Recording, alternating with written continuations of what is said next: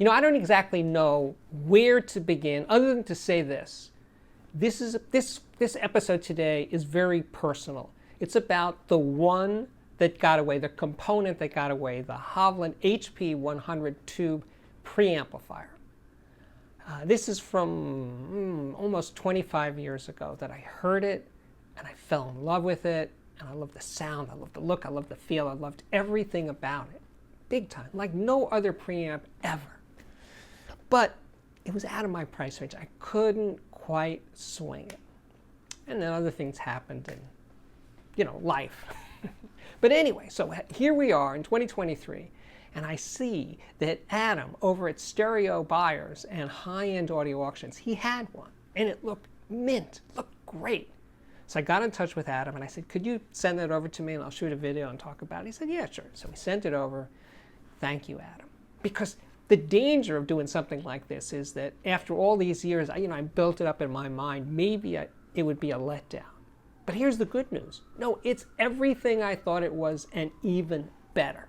I have a feeling that some of you have never even heard of Hovland. They went out of business in 2009, and they went out of business not because of the quality of their products, just things happened in the market that moved and they couldn't quite get there, and no, they did not survive, and it's a shame. But anyway, this preamplifier, well, let me give you some details about the design. It was sold as a line stage only preamp, and with an optional moving magnet phono input, and also with a moving coil phono input. This one that I have here is the one with the moving coil input that uses a step-up transformer. Let's look at the back end, and you will see 7 line level inputs. That's pretty generous, plus the moving coil phono input, plus 2 main outputs, plus a record output. That's pretty complete. Now up front, you take a gander at those knobs. They feel absolutely great. Talk about knob feel. This sets a standard. Now, it's not like Japanese knob feel where there was all about silky smooth. Now, these aren't silky smooth feeling, but when you turn them, now the one on the left, by the way, is the balance control, the one in the middle is the input selector, and the one on the right is the volume control. And the volume control is a stepped attenuator. I believe it's 32 steps. It's silver contacts. It's really deluxe. And the feel of it, when you turn it, you feel like you're turning something, something substantial. This is a piece of machinery, and I mean it in the sense of being exquisite build quality. That's what you set when you're around this thing. You know it's really, really special. There's a mute button, power button, of course. It's it's the knob feel. It's the star attraction on the front panel. And then let's take a look inside, and you will see a bunch of tubes, a variety of 12AX7, 12AU7, 12AT7.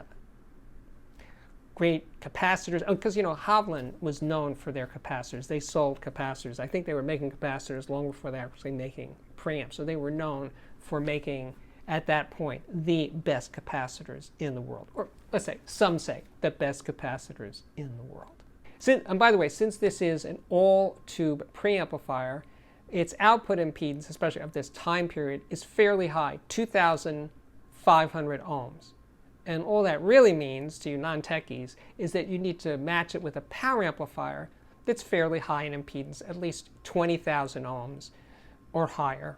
And that's not at all unusual. So it's not hard to find a suitable matching power amp, whether it's tube or solid state. Once the Hovland was delivered here and I unboxed it, I got a little nervous, like maybe this wouldn't sound as good as my memory. You know how you can build things up in your memory, like maybe it's all just a fantasy and when I hear it I'll be disappointed. Well, that was definitely not the case. This preamp, even by 2023 standards, sounds absolutely incredible. If anything, it sounds even better than I recall.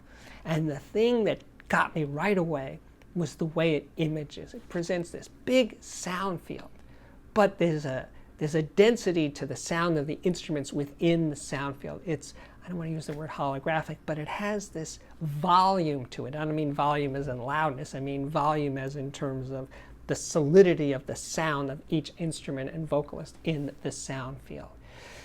That is so amazing. And you couple that to hearing the really quiet parts of the mix. You hear the room, if it's a recording that was done in a real space, like a concert hall, you hear the room, you hear the walls, you hear the ceiling, you hear the seats, you hear everything in that space. The really quiet stuff, the reverb tails, they really come through. And the highs are so extended and pure, and the sparkle and detail, really stunning. Bass is tight, not as tight as the best solid state preamplifiers like the Meitner Pre that I just reviewed, but it's the overall package, the overall presentation of the sound that's so remarkable, and the dynamics really great. So yeah, I'm playing this recording by Peter Epstein. I was present at this session. This is an MA recording, that's the name of the record company, and it was done here in New York City, and I was present at this session. And it's very dynamic. It was a live to 2-track recording, no dynamic range compression, no equalization, and the dynamics really popped out of the speakers. Oh, and the speakers that I was using for most of this review were the Pure Audio Project Duet 15 and also the Vulti Raz. It's a horn speaker system, and there's a review coming up very soon of the Raz. So yeah, I mean, this preamp is what I thought it was. And like I said, I was kind of nervous that I would be disappointed that it wasn't as good as I remember, but no, it was really, really good. I was playing the Rolling Stones' Exile on Main Street vinyl, my original vinyl from way back when. And I'm playing this track, I just want to see his face. And it's one of those, it's practically ambient. Jagger's vocals are down in the mix. It's very spacious, a lot of things going on, brass and percussion, and the way Charlie, the drummer, Charlie Watts, is drumming. He's not doing like a rock drumming thing. He's doing fills and accents and stuff. It's one of those, it feels like a jam. It feels like it just happened in the studio. And that, again, this is what makes this hobby so much fun, is to play a recording like this. This recording came out in the early 70s, and to hear it all these years later and hearing it in a different way, a way like I'm inside the mix. I'm hearing more stuff, that ambience, that room sound, that reverb is so beautiful. So beautiful. And yeah, this preamp, the HP 100, really took me there. Oh, the turntable, in case you were wondering, was a Technics SL1200G, and the cartridge is an Ortofon Cadenza Blue low output moving coil cartridge going straight into the HP 100. For digital, I was playing the Mola Mola Tambaki DAC, and for CD transport, it was the J's Audio CDT2. You know, a couple of minutes ago when I was going on about knob feel, I neglected to mention that the HP 100 doesn't come, or did not come, with a remote control. And maybe that's why knob feel was such a big deal. For pretty much all high-end companies that made really nice preamplifiers, you gotta make the knobs feel good. It's just that this one is right up there with the very, very best. Over these listening sessions, I paired the HP 100 with a few different power amps, namely the Pass XA25, the First Watt SIT3, I love that combination, but the best one of all was the Linear Tube Audio Zodal 40 tube power amplifier. You know, another highlight musically was Fine Young Cannibals and the track Suspicious Minds, the Elvis Presley tune, well, we think of from Elvis. And there's something about, well, it sounds live in the studio. I have no idea whether it is, and I kind of doubt it, but it's strings and horns and a great rhythm section.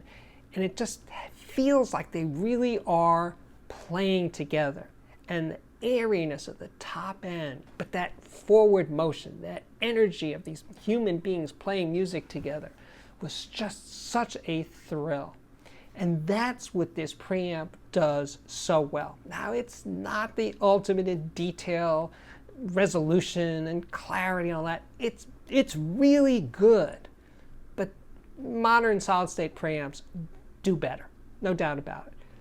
But this one just seems to make the live parts of it, the human parts of people playing together in a room, just comes through so well. That's the thing that really gets my juices flowing. I want to wrap this thing up and just say I am so glad that Adam sent over the Hovland HP 100, because in addition to all the nice things I just said about the look of it and the feel of it and the sound, you know what else? It makes the point that well-designed high-end audio can last a long, long time. So sure, it's expensive going in, but you make the investment and then you can enjoy it for decade after decade after decade. And just the pride of ownership is also right up there. So no doubt it's expensive. I don't know what Adam is going to be selling this for, but we're going to find out real soon. And I will link to him to high-end audio auctions when I have that information. So yeah, this worked out beyond my expectations. And speaking of beyond my expectations, yes, it is now time for the Audiophiliac viewer system of the day. This one comes to us from Robert. He lives in Kingston, Jamaica. The speakers are Magnepan 20.1s with upgraded external crossovers featuring Mundorf silver and oil capacitors and Hyperlitz inductors. The main amp, it's an integrated amp, is a Lingdorf TD-AI 2200, and that's being served with an AES EBU signal from a Windows base server with Ping Fawn, a linear power supply card, and a Mutec reclocker in an adjacent room. The subs, these are some serious subs. These are sub towers. Each one has 6 10-inch drivers, and they are being used in an open baffle / dipole configuration. They are being driven by a 6-channel Krell amplifier. And then all of that is integrated and room corrected by a Lingdorf Room Perfect system. The system, by the way, is ruler flat from 19 hertz to 40 kilohertz. All I can say is, wow, Robert, that is quite a system.